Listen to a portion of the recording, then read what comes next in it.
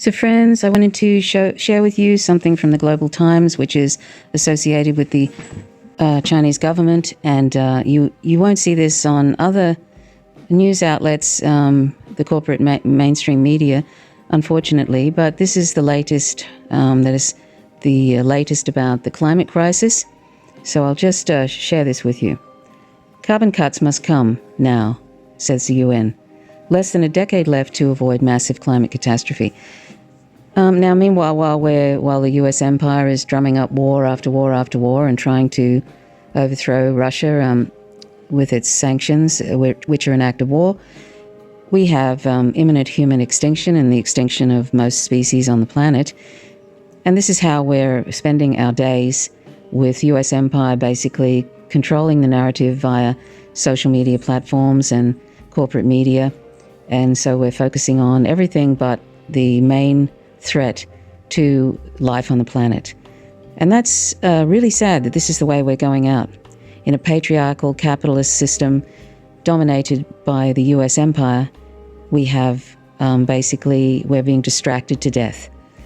So, less than a decade left to avoid massive climate catastrophe, by AFP. Now, I'm not sure exactly who AFP is, since this is on the Global Times, but anyway, published on April 5th, 2022. And when you look at this particular image here of houses, going underwater, somehow, I don't know why people focus on this. Of course, it's awful that there's going to be many parts of the countries that are going to go underwater, but that's probably the least of our problems.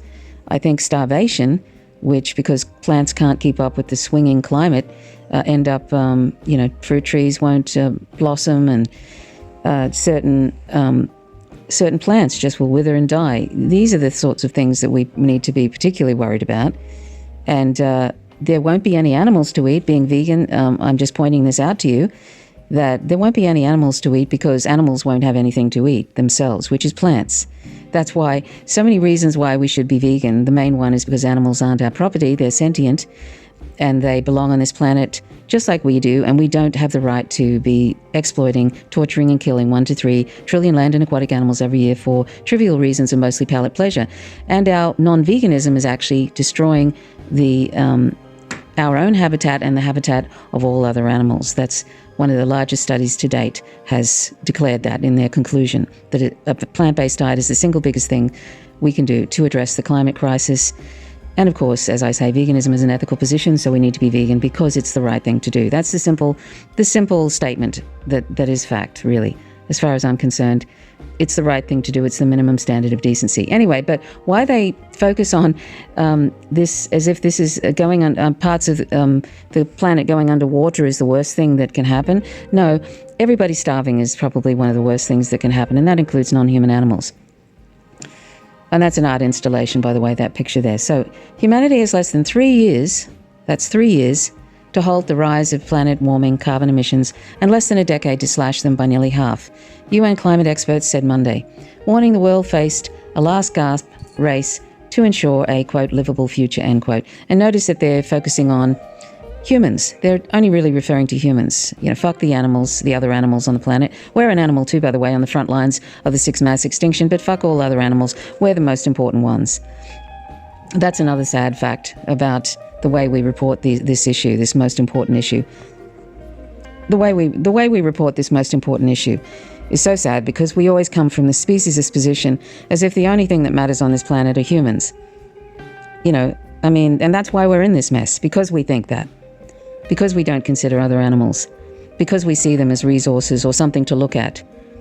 That's one of the main reasons we're in this mess, because we have tickets on ourselves. We think we're the crown of creation, and it's patriarchy here. Patriarchy is a death cult, basically, and this is why, along with capitalism, which is also a death cult, we are coming to the end as a species.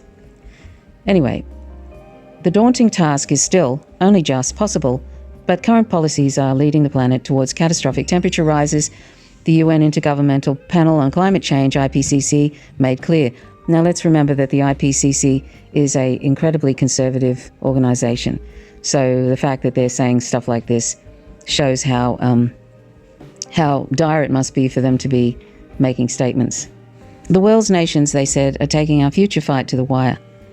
Well, to be really, really honest, and I've said this before, and I'm not going to talk in hopium terms, but I mean, I think it was all over for us in 2000. And we had, it's not through lack of knowledge and that the governments of the last decades have not done something about this climate crisis. They knew about this back in the 80s. So this sort of, when it says the world's nations are taking this future fight to the future right, taking our future right to the wire, this is just capitalism. Capitalism is taking us to the end. Because if it weren't for capitalism, and there are other systems that we could have, but no, we've chosen capitalism, and people think there's nothing outside it, but capitalism and patriarchy are taking us there, and speciesism are taking us to the wire and beyond, basically. That's the end. I think it's the end for us. It was over really in 2000 because we hadn't done anything then. And climate crisis has a lag, really, and what's happened 40 years ago is starting to happen now. And what's happening now will happen in 40 years. It will happen going along. There's a lag. There are feedback loops that are just causing more and more catastrophe now. It's sort of a runaway global warming. Anyway, but there are things that we can do and to mitigate the worst of it. And one of them that I keep talking about, which doesn't require permission from anyone, doesn't need capitalism to end, doesn't need anything like that, doesn't need patriarchy to end, is that we become vegan and reject using animals as resources. I mean, I keep pointing out that's largest study to date, and it's crickets. I'm amazed. Most people seem to respond to that by not responding. It's just crickets, literally. And when you think about just even one part of that, the 5.2 acres every minute are cleared to make way for animal agriculture in the Amazon rainforest, and also feed soy to feed animals in feedlots all around the world. 5.2 acres a minute, and that's because of our non-veganism, and that's the lungs of the planet, the Amazon rainforest. Even that figure in itself, even that statistic, doesn't seem to warrant any sort of horror by anybody when I post it in live streams. And I'm sorry to whinge about this. I know I've whinged about this on numerous occasions, how there's just crickets when you put out these astonishing facts that are all the result of our non-veganism. There's crickets because no one wants to change their behavior. No one wants to change their behavior. They want to point at corporations. They want to point at capitalism. They want to point at animal agriculture industries that, by the way, would not exist if we were vegan.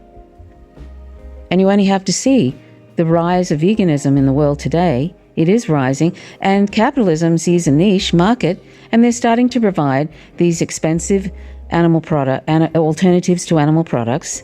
We don't need to have these alternatives to animal products, but that's what capitalism does. And some people might find that a great transition product before, sort of forgetting about them, and just there's plenty one can do with beans and legumes and grains and vegetables, etc. I mean, look at some of the poorest countries in the world who have had a plant-based diet before the West started moving in, and now they're starting to adopt animal products. Before that, the poorest countries in the world had a plant-based diet because it was very cheap and incredibly filling, and you could do so many things with it, so many wonderful, yummy things. Middle Eastern countries, Africa, Asia, there's so many different plant-based diet, wonderful cuisines. Anyway, so the 2,800-page report, by far the most comprehensive assessment of how to halt global heating ever produced, documents, quote, a litany of broken climate promises, end quote, said UN Chief Antonio Guterres in a blistering judgment of governments and industry. Quote, some governments and business leaders are saying one thing, but doing another. Simply put, they are lying, and the results will be catastrophic, end quote, Guterres said. In recent months, the IPCC has published the first two installments in a trilogy of mammoth scientific assessments covering how greenhouse gas emissions are heating the planet and what that means for life on Earth. And by the way, how many people have seen the 2018 report by Dr. Joseph Poore, the largest study to date, 114 countries, 40,000 farms from farm to fork, 90% of all we eat, and the conclusion of that was adopting a plant-based diet is the single most important thing one can do. Who has seen that in the mainstream media, really? I saw it once in The Guardian, I think. Who even brings this up? And it's a huge study. So anyway, the third report outlines what we can do about it. Quote, "We are at the crossroads," said IPCC Chief Hoo-sung Lee. Quote, "The decisions we can make now secure a livable future. We have the tools and know-how required to limit warming," end quote. U.S. Secretary of State Antony Blinken said these tools, quote, "are firmly within our grasp." Oh, the irony. Antony Blinken, who is a war criminal, who is basically going around creating more and more wars and drumming up more and more wars, and also one of the largest consumers of oil is the U.S. military. And Avi Martin is making a film currently called Earth's Greatest Enemy. Well, I wouldn't say that Earth's greatest enemy is the U.S. military. I'd say that Earth's greatest enemy is our non-veganism, our use of animals, and also the U.S. military is included there. But I actually believe that our non-veganism, our speciesism, our use of animals is the greatest enemy to all life on the planet, because the tremendous impact that animal agriculture and all of that, even the violence is the main thing, the tremendous violence, which everybody seems to like to, not everybody, but a lot of people seem to just discount, as if we can be non-violent in our lives but still consume animal products, even though they're tremendous, they're results of tremendous violence. I don't know how we can manage to compartmentalize like that and think that we can continue eating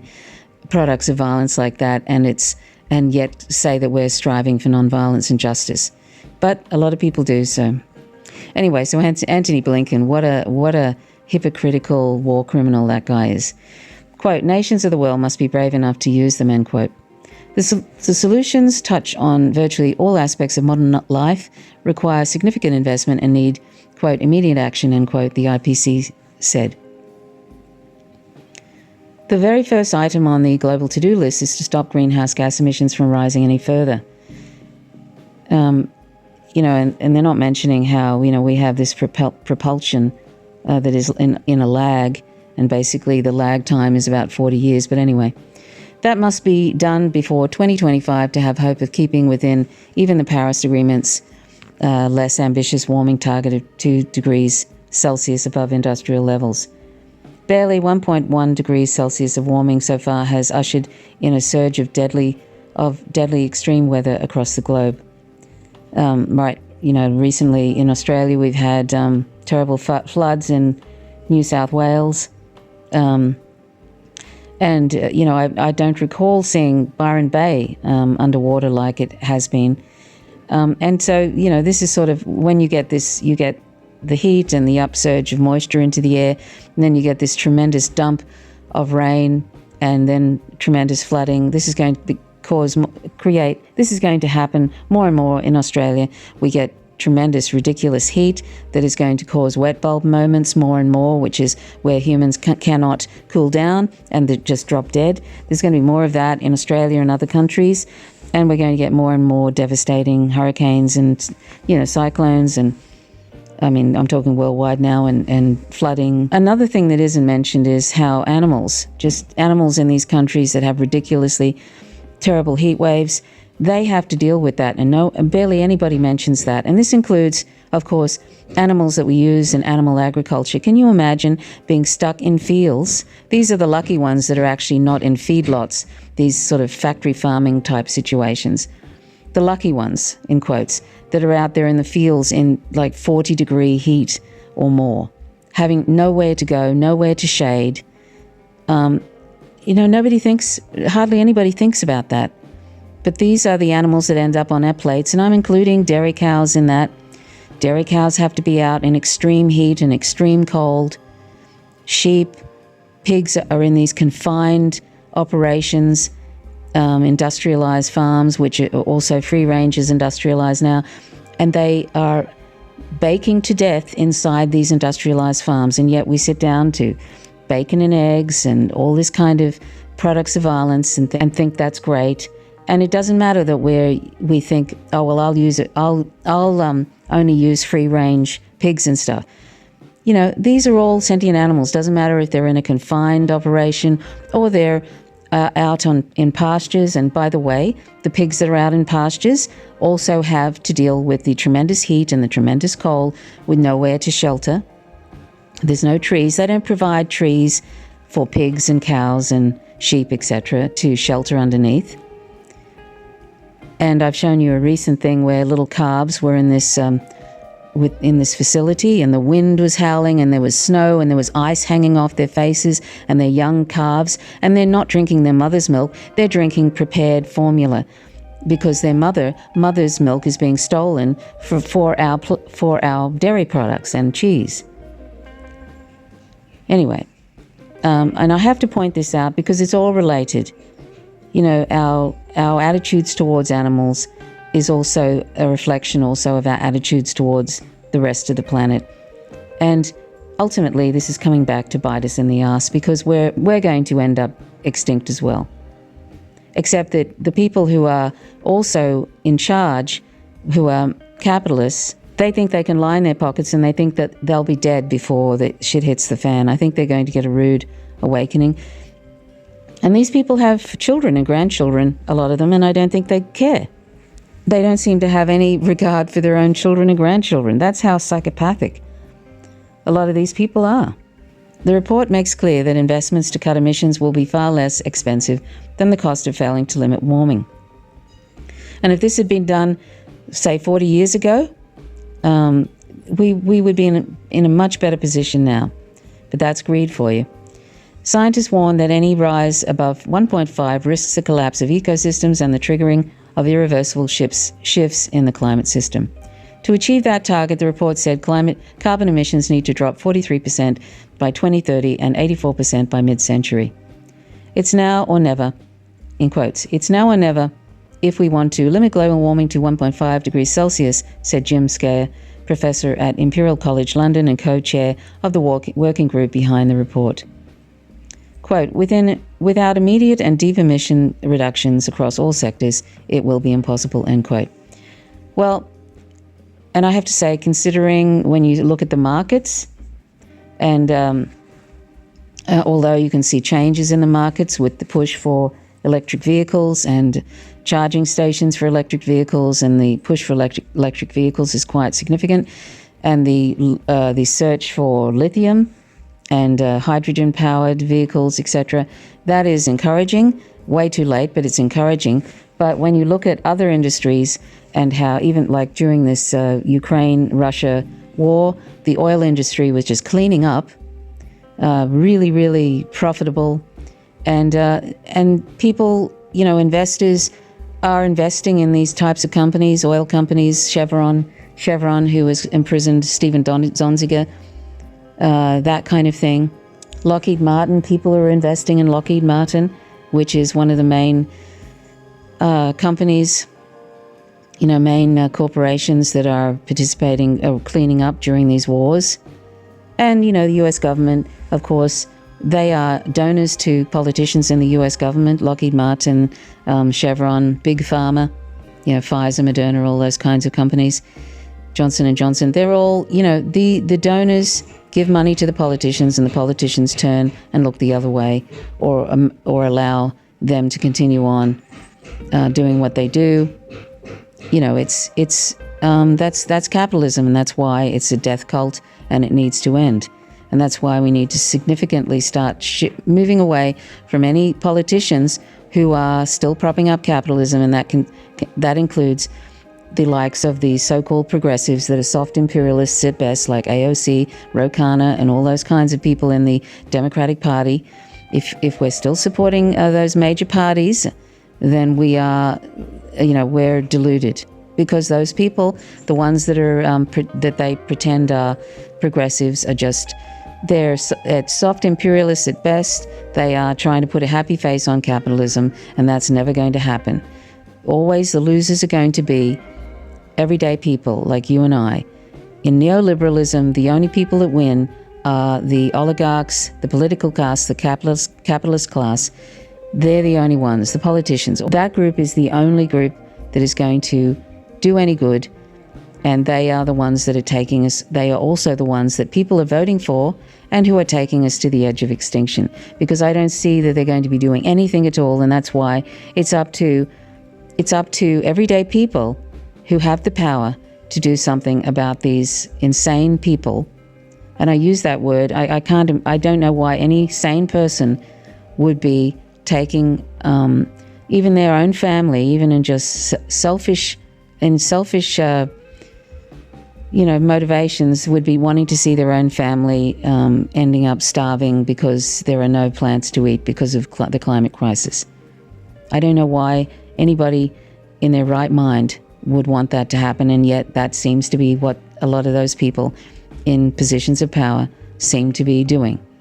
They are more interested in having a big yacht than they are in their own children's survival or their grandchildren's survival. So anyway, I implore people to consider going vegan. Firstly, the most important reason, because it's tremendous violence we're participating in if we're eating animal products, that's meat, dairy, fish, eggs, etc., and using animals for entertainment and other reasons, food, clothing, entertainment and other reasons. If we bring that into our lives, it has a tremendous effect on ourselves personally, and it en masse has a tremendous effect on the planet. And individually, we can save at least 100 animals' lives, or not save, but prevent the killing of 100 or more animals' lives every year just by being vegan. And those animals, love life just like we do and do not want to die. Anyway, thanks for listening. My name is Trish Roberts. You're watching Faint Signals from Vega. We're listening to Faint Signals from Vega. Till next time, go vegan. Peace. Bye for now.